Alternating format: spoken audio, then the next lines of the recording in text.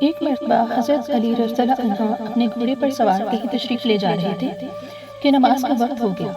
آپ گھوڑے سے اترے، قریب سے ایک بدو گزرا، اسے آواز دے کر بلایا اور کہا، تھوڑی دیر کے لیے گھوڑی کی لگام پکڑو، میں اتنے میں نماز ادا کر دوں۔ بدو نے حامی بھر لی اور حضرت علی رضی اللہ عنہ نے نماز کی نیت باندھ لی۔ حضرت علی نماز کے دوران دنیائی معافیت سے بے خبر ہو جاتے تھے۔ بدو نے سوچا موقع اچھا ہے، گھوڑا ہضم کرنا تو مشکل ہے، لگام لے کر چلتا بنا۔ آپ جب نماز سے فارغ ہوئے تو دیکھا کہ گھوڑا موجود ہے لیکن لگام اور بدو دونوں غائب ہیں۔ اتنے میں آپ کے خادم کمبر کا ادھر سے گزر ہوا۔ آپ نے انہیں 2 درہم دے کر کہا کہ بازار سے ایک لگام خرید لاؤ۔ کمبر بازار پہنچے تو دیکھا کہ ایک بدو لگام لیے کسی خریدار کا منتظر ہے۔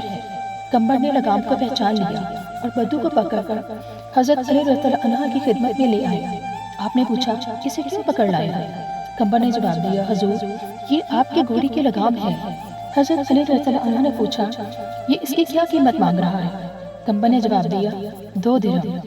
آپ نے ارشاد فرمایا، اسے 2 درہم دے دو، اور فرمایا، میں نے اسے یہ سوچ کر لگام پکڑائی تھی کہ نماز سے فارغ ہو کر اسے خدمت کے عوض 2 درہم دوں گا۔ یہ اس کا ظرف ہے کہ اس نے اپنا مقدر دوسری طرح لینا پسند کیا۔